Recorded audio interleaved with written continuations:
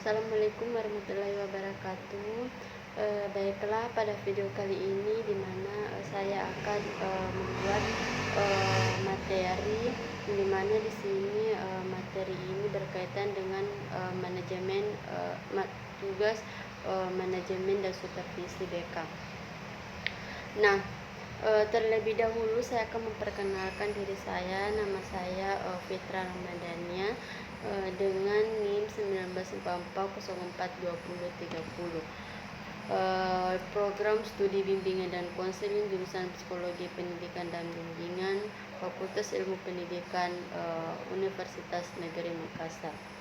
Nah, dalam tugas ini disusun dalam rangka memenuhi tugas mata kuliah manajemen dan supervisi BK,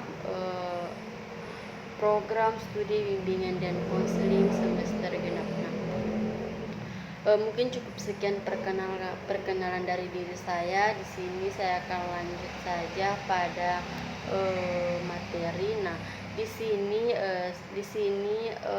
pada video ini di mana saya akan menjelaskan mengenai instrumen evaluasi proses dan instrumen evaluasi hasil berdasarkan pada video link YouTube yang tertera pada PPT ini. Nah, kalian mungkin bisa membuka link YouTube pada video yang tertera pada PPT ini. Nah, kita lanjut saja. Nah, di sini saya akan pertama menjelaskan instrumen evaluasi proses layanan bimbingan klasikal berdasarkan dari video link yang ada pada PPT tadi.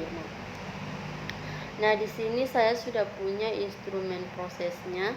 Nah, di sini instrumen prosesnya yang pertama itu materi yang disampaikan. Di sini saya sudah punya instrumen evaluasi proses, di mana proses yang dinilai keaktifan dan keterlibatan peserta didik. Yang pertama, materi yang disampaikan dalam bimbingan klasikal dibutuhkan peserta didik. Nah, di sini saya kasih hasil pengamatan 4 karena di sini itu peserta didik memang betul-betul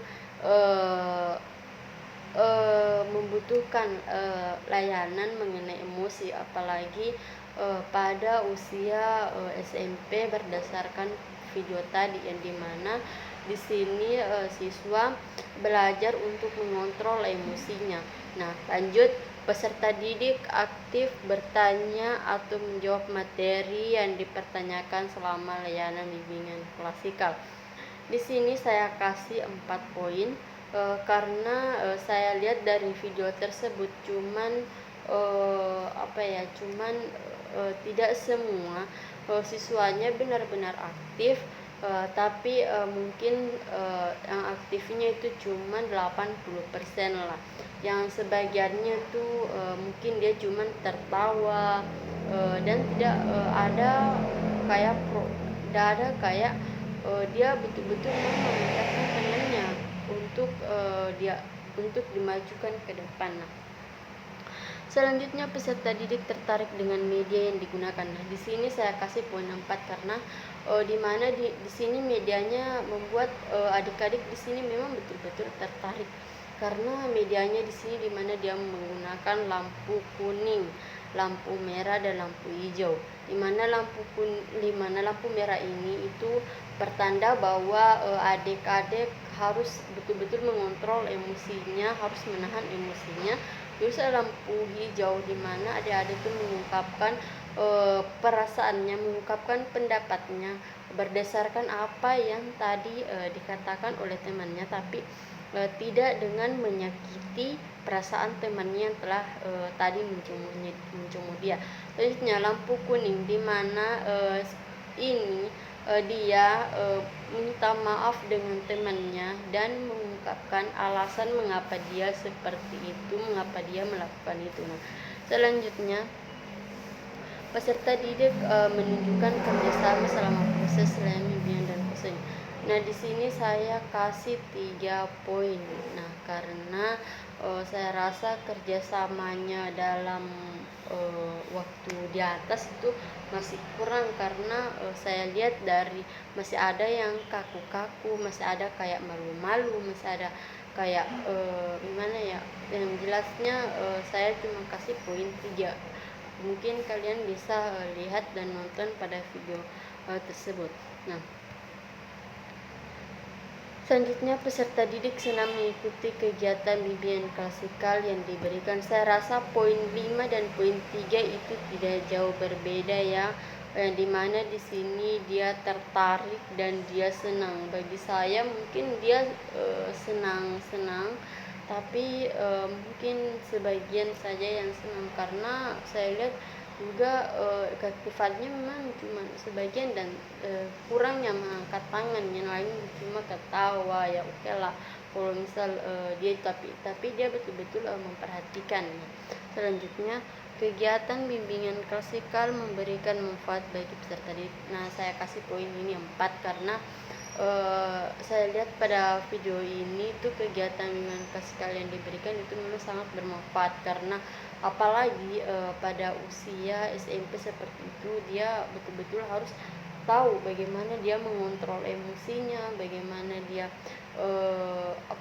bagaimana dia tidak tidak terlalu cepat mengungkapkan amarahnya ketika dimarahi, ketika bercemu dengan temannya. Dia betul-betul ini bagus. Nah, selanjutnya, perhatian siswa saat guru menjelaskan langkah-langkah pelaksanaan layanan. Nah, di sini saya rasa itu sudah cukup bagus, karena dia betul-betul ada ya angkat tangan, tapi berarti dia sudah betul-betul paham, dan ketika naik di atas itu dia sudah betul-betul mempraktikkan, walaupun mimiknya masih kurang, walaupun dia belum betul-betul memperlihatkan mimiknya sesuai dengan yang diperankan begitu, tapi dia berdasarkan dari video yang saya tadi perhatikan, kalau gurunya menjelaskan berdasarkan langkah-langkah media yang akan dia lakukan praktikan di atas, dia sudah betul-betul memperhatikan apa yang telah diberikan oleh gurunya. Nah, selanjutnya, instrumen evaluasi hasil layanan bimbingan dan konseling. Nah, selanjutnya ini instrumen hasil. Nah, tapi sebelum itu kita lanjut pada instrumen hasil. Di sini indikator keberhasilan instrumen evaluasi proses itu di mana peserta didik atau konseling terlibat secara aktif dalam kegiatan ini. Terus peserta didik atau konseling memiliki antusiasme yang tinggi pada kegiatan, dan konselor atau guru BK melaksanakan layanan sesuai dengan prosedur pemberian layanan yang berlaku, dan juga alokasi waktu pemberian layanan sesuai dengan rencana yang telah ditetapkan. Nah, itu indikator keberhasilan dari instrumen evaluasi proses. Nah,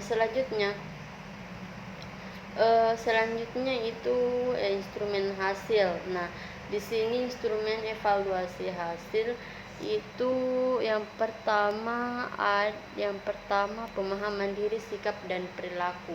Nah, di mana peserta didik di sini itu saya kasih poinnya itu saya kasih di situ poin 4, karena saya kasih di situ poin sangat baik, karena pada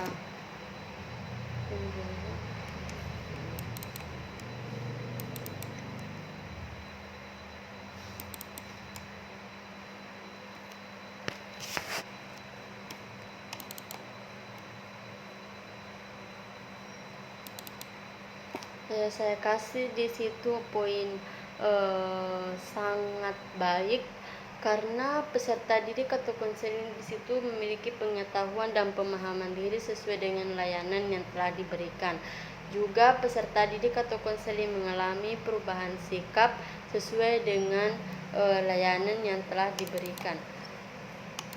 Juga peserta didik atau konseling dapat memodifikasi atau melakukan perubahan perilaku sesuai dengan layanan yang telah diberikan.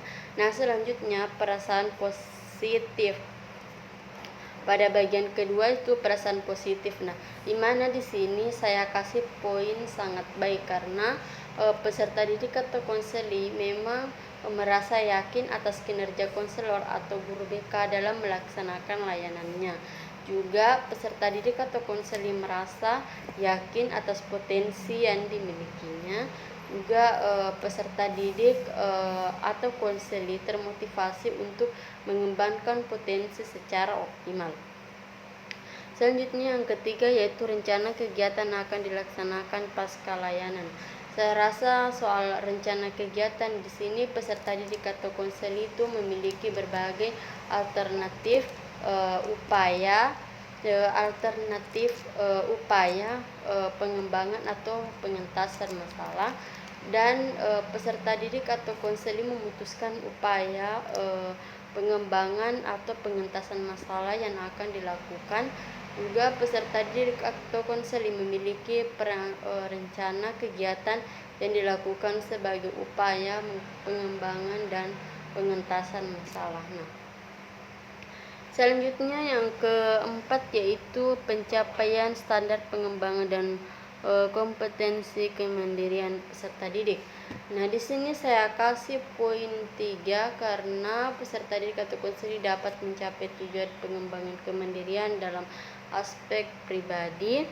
Terus peserta didik atau konseli dapat mencapai tujuan pengembangan atau kemandirian dalam aspek belajar, dan juga peserta didik atau konseli dapat mencapai tujuan pengembangan kemandirian dapat aspek dalam hal mengontrol emosinya. Mungkin itu saja instrumen hasilnya. Sudah selesai. Mungkin saja instrumen hasilnya yang telah mungkin itu saja instrumen hasil yang barusan saya dijelaskan. Nah, di sini mungkin ini sebagai penutup dari penjelasan mengenai instrumen evaluasi proses dan instrumen evaluasi hasil. Terima kasih. Assalamualaikum warahmatullahi wabarakatuh.